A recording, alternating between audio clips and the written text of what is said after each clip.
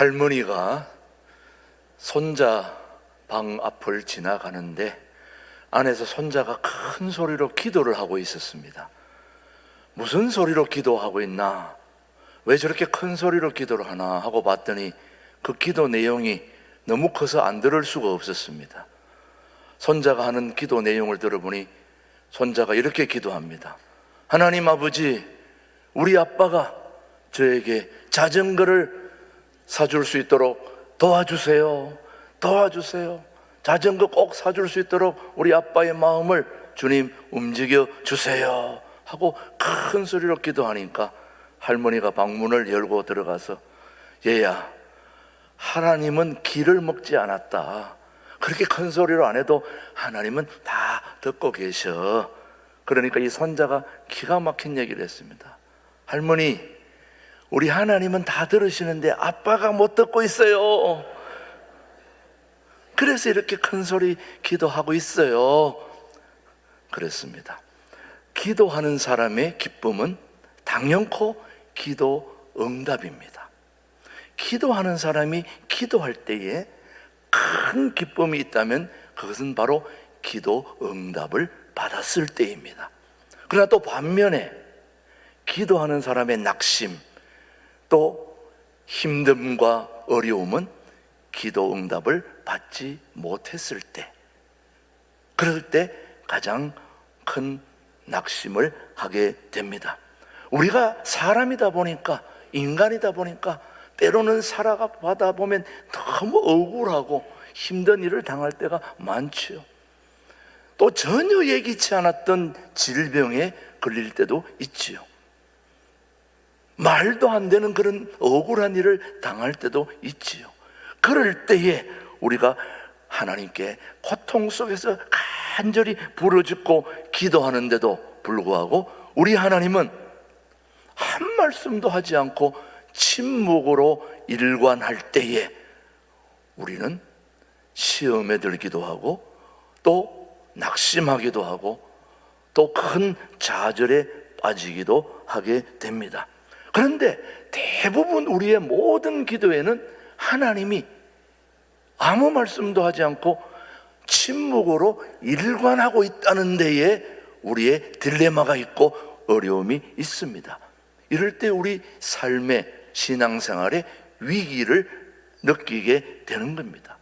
정말 하나님은 살아계시는가? 하나님이 살아계시다면 어떻게 우리 가정에, 우리 삶에 이렇게 할 수 있을까? 왜 나를 버려두시는 겁니까? 기도하고 기도하는 중에도 우리는 지치게 되는 것입니다. 그럼에도 불구하고 우리의 부르짖음에도 불구하고 하나님은 여전히 우리에게 침묵으로 다가오고 있다는 데에 오늘 우리는 어려움을 겪고 있는데, 그런 어려움을 우리만 겪고 있는 줄 알았는데 세상에 이스라엘의 전무후무한 하나님께 가장 사랑받고 있는 다윗 왕도 여전히 우리와 동일한 어려움을 겪었다는 데에 오늘 우리가 조금은 위로가 되고 위안이 됩니다. 자, 다윗도 어떤 어려움을 기도하는 가운데 겪었는지 오늘 시편 28편 우리 3절 말씀 한번 보십시다. 시작.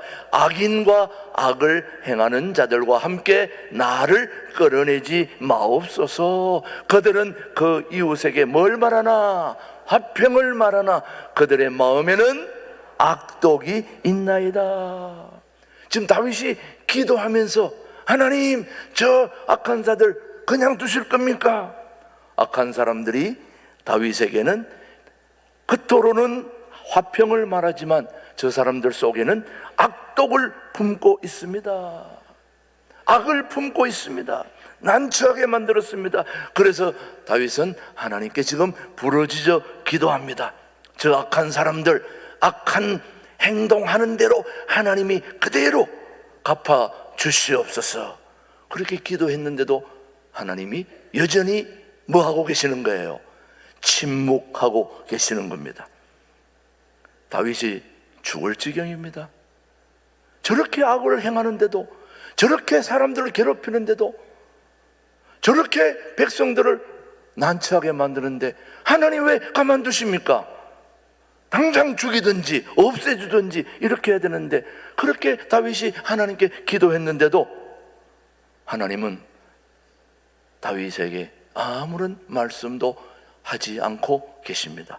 그래서 다윗이 오죽했으면 이렇게 얘기합니까? 주님이 침묵하시면 나는 죽을 것 같습니다. 죽을 것 같습니다. 더 이상 살 맛이 안 납니다. 내가 이름에도 불구하고 계속 하나님을 붙들고 있어야 됩니까? 이렇게 얘기를, 우리가 할 말을 지금 누가 대신하고 있는 거예요? 다윗이 하고 있다는 거예요. 자, 여러분, 다윗이 하나님 앞에 이렇게 기도했다면 오늘 저와 여러분들도 하나님, 밤새 잠도 못 잤습니다. 지금 이런 상황이라면 잠이 옵니까? 하나님, 어떻게 이럴 수 있습니까? 우리 가정을, 우리 자녀들을, 우리 남편을, 우리 회사를, 우리 공동체를 어떻게 이렇게 할 수 있습니까? 여러분, 이런 상황이라면 여러분 어떻게 할 수 있겠습니까? 다윗과 같은 상황이라면. 그래도 신앙생활 계속 해야 됩니까? 아니면 그만둬야 됩니까? 여러분, 당장 다음 주부터 나오지 말아야 될까요? 아니면 어떻게 해야 될까요, 여러분? 이럴 때 다윗이 오늘 우리에게, 본인이 이렇게 죽을 지경이 되었는데도 불구하고 그는 우리에게 이렇게 얘기를 합니다. 그럼에도 불구하고 하나님, 제가 기도의 끈을 놓지 않겠습니다. 1절 말씀 한번 보겠습니다. 28장 1절. 자, 오늘 본문입니다. 28, 1절 시작. 여호와여, 내가 주께 부르짖으오니 나의 반석이여, 내게 길을 막지 마소서. 주께서 내게 잠잠하시면 내가 무덤에 내려가는 자와 같을까 하나이다. 내가 죽을 것 같다. 하나님이 응답 안 해주시니까 미칠 것 같습니다. 죽을 것 같습니다. 그럼에도 불구하고 이 다윗은 그런 하나님의 침묵 가운데서도 계속 기도하기를 멈추지 않았던 데에 오늘 우리가 본받아야 할 교훈을 얻고 있습니다. 여러분, 하나님은 오늘도 자기 백성이 고통을 통해 하나님과 여전히 교제하기를 원하고 계시는 거예요. 그래서 하나님께서는 그런 어려움 중에서도 우리와 교제를 계속 해 나가면서 하나님이 어떤 분인가를 너가 알게 되기를 원한다는 거죠, 여러분. 오늘 이 하나님께서 우리에게 주신 시편 28편의 이 말씀을 통해서 우리가 받아야 할 소중한 교훈 중에 하나는, 하나님이 우리의 부르짖음에도 불구하고 대부분, 거의 전부 하나님이 말씀하지 않고 침묵하고 있는 이유는 우리 스스로가 하나님의 소중한 뜻을 알아가기를 원하신다는 말씀입니다. 그것이 하나님이 직접 우리에게 말하기보다는, 또 직접 말했다면 아마 여러분도 또 그대로 받아들이지도 않았을지도 몰라요. 여전히 침묵하고 있기 때문에 더욱 간절한 마음으로 기도하게 되는데, 결국은 우리의 모든 기도에도 불구하고 하나님이 침묵하시는 이유 중에 하나는 우리 모두가 하나님의 뜻을 깨닫기 원한다는 소중한 표지, 사인이 하나님의 침묵이라는 사실을 우리는 잊지 말아야 됩니다. 하나님의 침묵에도 불구하고 끝까지 기도의 끈을 놓지 않았던 다윗, 그는 결국 하나님께서 자기의 기도를 하나님이 듣고 계셨다는 이 놀라운 사실을 오늘 우리는 발견하게 되는데, 28편 6절 7절입니다. 한번 보실까요? 자, 시작. 여호와를 찬송하며 내 간구하는 소리를 들으심이로다. 여호와는 나의 힘과 나의 방패이시니 내 마음이 그를 의지하여 도움을 얻었도다. 그러므로 내 마음이 크게 기뻐하며 내 노래로 그를 뭐한다? 찬송하리로다. 우리 하나님은 나의 힘, 나의 방패이신 하나님은 내가 기도할 때 우리에게 고통을 이길 수 있는 힘을 주시는 분이십니다. 방패로 나를 보호해 주시는 분이십니다. 그러므로 고통 속에서도 지속적으로 기도하는 백성은 결국 하나님을 찬송할 수밖에 없다는 것이죠, 여러분. 저는 우리 교우들이 그렇게 되기를 바라는 거죠. 사랑하는 교우 여러분, 우리가 어려움과 고통과 시련과 아픔 중에서도 여전히 하나님이 우리에게 이런저런 말씀을 하지 않는다 할지라도 하나님은 나의 방패시요 나에게 용기요 힘이요 능력이시니 그런 하나님을 지속적으로 기도로 연결해 나갈 때 하나님은 끝까지 우리를 보살펴 주시기 때문에 우리는 그를 찬송할 수밖에 없다 하는 말씀입니다.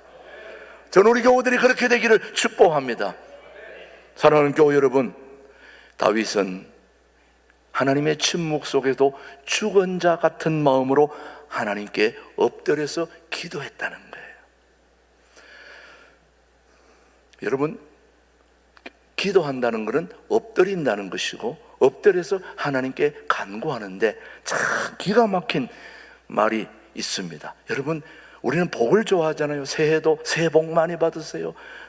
우리 한국 민족은 복을 너무 좋아해서 복을 가슴으로 안고 뒤로 지고 이쪽 끼고 머리에 두고 발로 차면서 다니고 싶은 우리 민족이에요.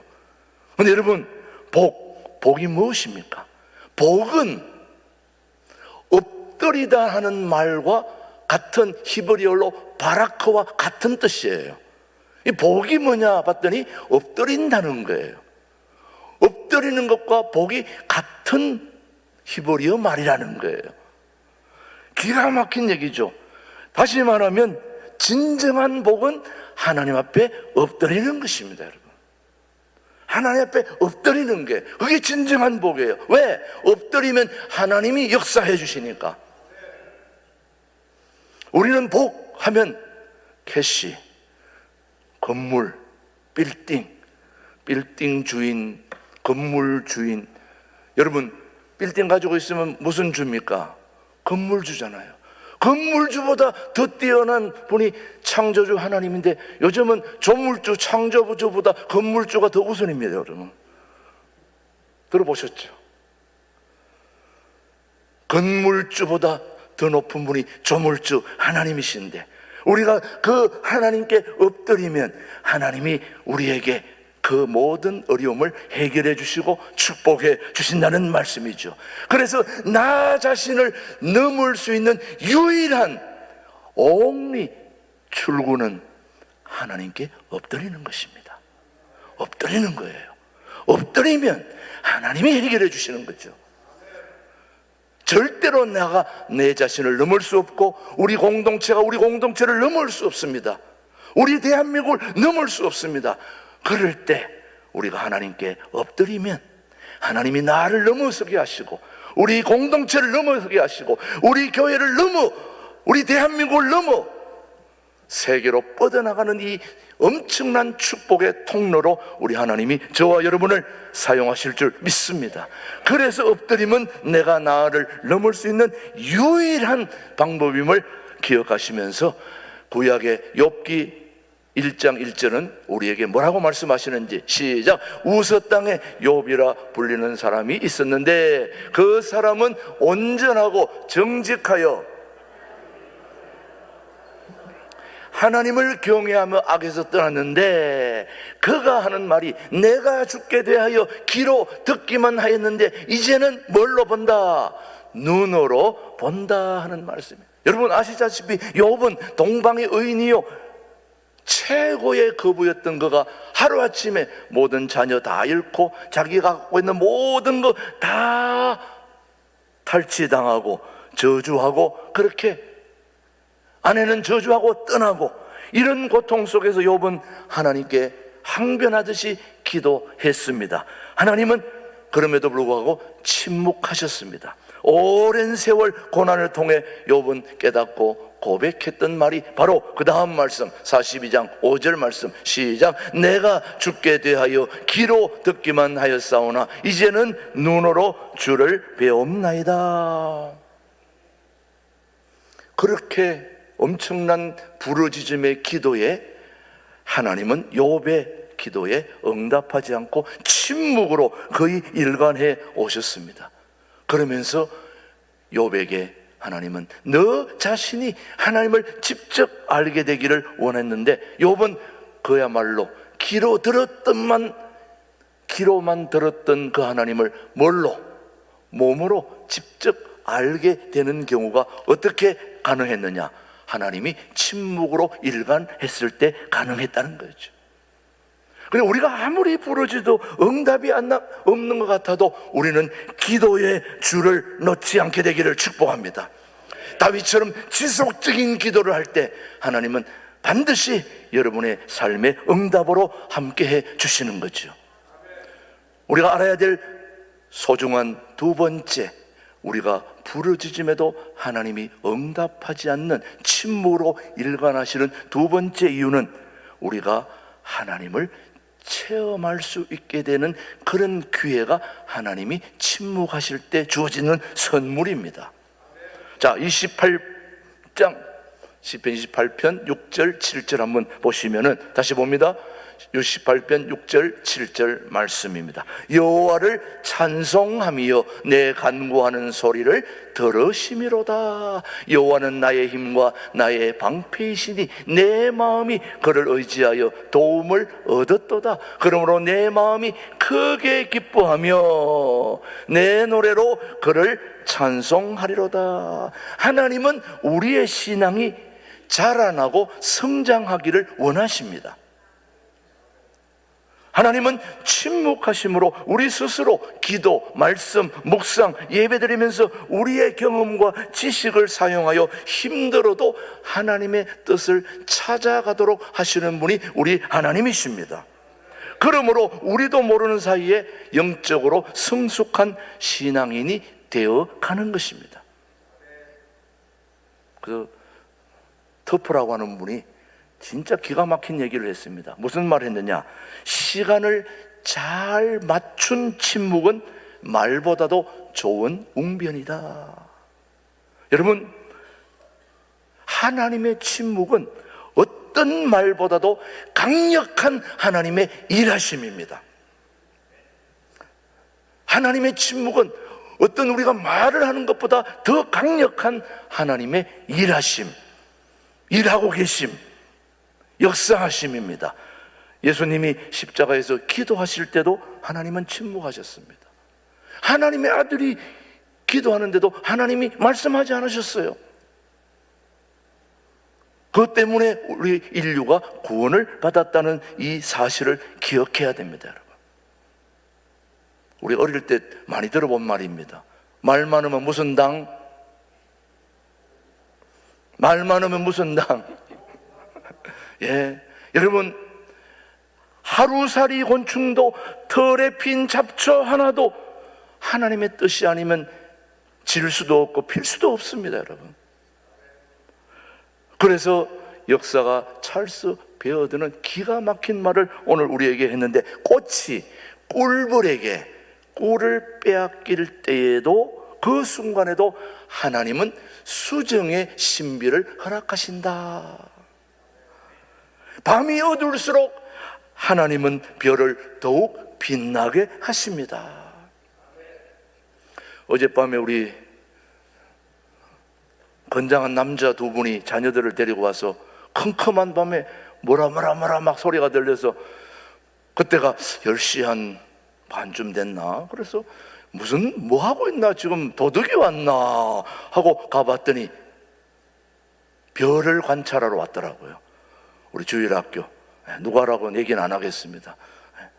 우리 교회 남자 두 분이 자녀들을 데려와서 별을 보는데 이만한 망원경으로 목성을 보는데 저도 봤더니 보이더라고요. 근데 옆에 불을 켜니까 잘 안 보여요. 캄캄해야 그 목성이 보이게 되더라는 거예요. 밤하늘에 수많은 별들이 떠 있는데 그 별들이 우리 눈에 간척이 되려면은 주변에 빛이 없어야 되는 겁니다. 칠흑 같은 어둠 속에서도 우리 하나님의 영광은 찬란한 빛을 비추고 있다는 사실을 잊지 말아야 된다. 밤이 어두울수록 하나님은 더욱 별을 빛나게 해주시고, 침묵은 바로 고난이 유익이 되게 하는 하나님의 엄청난 작업의 시간이라는 걸 우리는 잊지 말아야 된다 이거죠.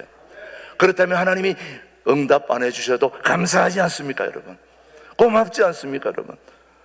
그래서 우리 마지막으로, 우리가 부르짖는데도 불구하고 하나님이 응답하지 않는다면 우리는 어떻게 살아야 될까?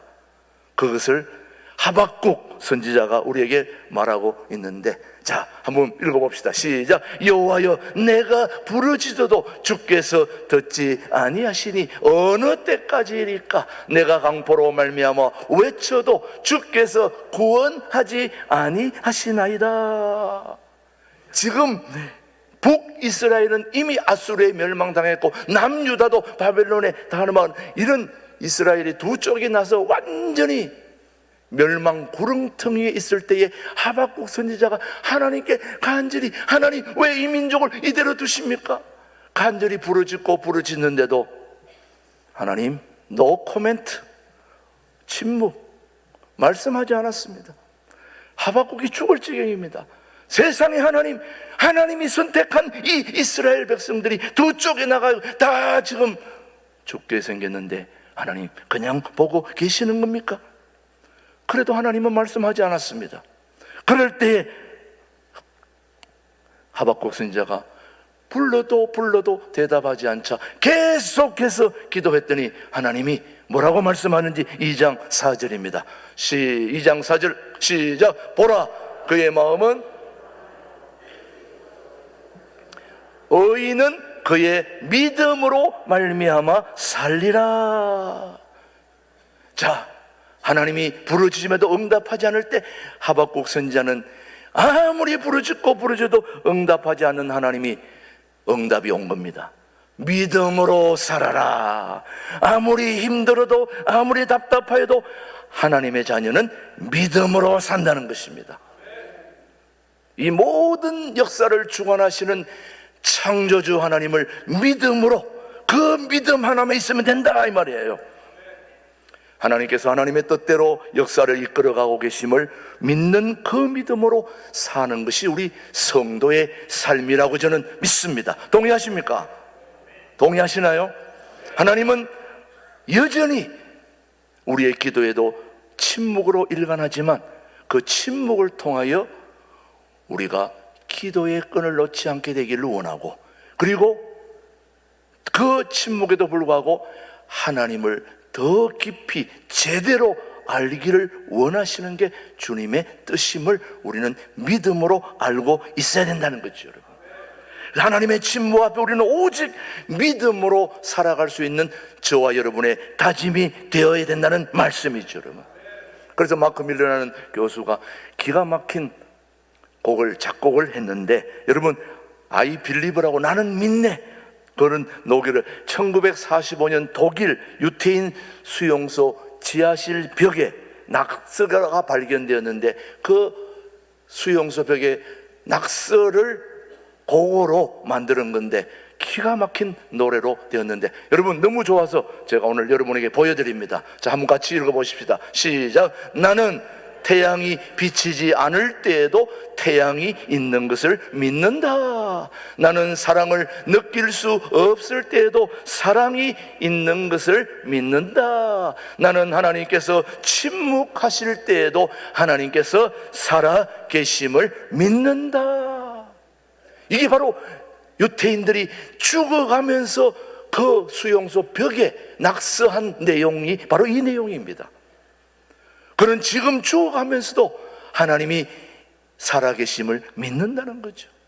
내가 여전히 내가 죽는 것을 건져주지 않아도, 살려주지 않아도 하나님의 뜻을 저는 존중합니다, 믿습니다. 그러면서 죽어간 그 선배들의 믿음 때문에 오늘 저와 여러분이 이 자리에 있다는 걸 여러분은 잊지 말아야 됩니다. 여러분, 오늘도 차를 타고 오면서 아마 길거리에 안내판, 표지판, 신호등 많이 보고 왔을 텐데, 이것은 우리에게 아무런 말도 하지 않지만은 우리에게 정확하게 말을 해주고 있습니다. 여러분, 안내판 보시면서 안내판이 뭐라고 말씀하던가요? 뭐라고 말하지 않지만은 저 강력하게 이쪽으로 가시오, 저쪽으로 가시오. 안내판은 정확하게 우리에게 방향을 제시해 주고 있습니다, 여러분. 그래서 오늘 기가 막힌 말을 한 번 더 여러분에게 보여드리고 싶습니다. 자, 한번 보십시오. 시작. 침묵보다 더 아름다운 말이 아니거든 말을 하지 말라. 뭐가 제일 낫다는 겁니까? 침묵이 제일 낫다는 거예요. 여러분, 무슨 회의를 하거나 무슨 모임이 있을 때 말을 많이 한 사람이 신뢰가 갑니까? 말을 안 하고 가만히 있는 사람이 신뢰가 갑니까? 우리는 말 때문에 다툼이 일어나고, 말 때문에 문제가 생기고, 말 때문에 어려움이 생깁니다. 말. 요즘 TV, 인터넷 너무너무 말이 돌아다니고 있습니다. 그래, 오죽했으면 하나님이 말씀을 안 하시고 계십니까? 우리 하나님이 말하고 계지 않아도 하나님은 존재 자체가 우리에게 강력한 역사를 하고 계시는다는 말씀입니다. 하나님은 오늘도 소리 없이 우리에게 우리의 삶을 강력하게 응원하고 있다는 사실을 잊지 말아야 됩니다. 하나님은 더 이상 우리에게 관심이 없다는 뜻도 아니고, 하나님의 침묵은 하나님의 눈물이요 하나님의 사랑입니다. 오죽했으면 하나님이 말하고 안 하고 계실까요? 할 말이 얼마나 많겠습니까? 또 여전히 우리의 부르짖음에도 하나님이 침묵하는 그 이유는 저와 여러분을 너무나도 사랑하기 때문에, 나의 진정한 뜻을 내 침묵으로 네가 알기를 바라는 걸 원하고 계시기 때문에 오늘도 말씀하고 계시지 않습니다. 그럼에도 불구하고 그 침묵은 저와 여러분을 향한 엄청난 사랑임을 알 수 있게 되기를 바랍니다. 하나님 아버지, 하나님의 침묵을 통하여 하나님의 기다림과 사랑을 배우게 하여 주심을 감사합니다. 침묵하는 하나님을 더욱 깊이 알 수 있는 은혜와 능력을 주님, 기도의 줄을 놓지 않는 우리 모두에게 함께 하여 주시기를 예수님의 이름으로 기도드립니다. 아멘.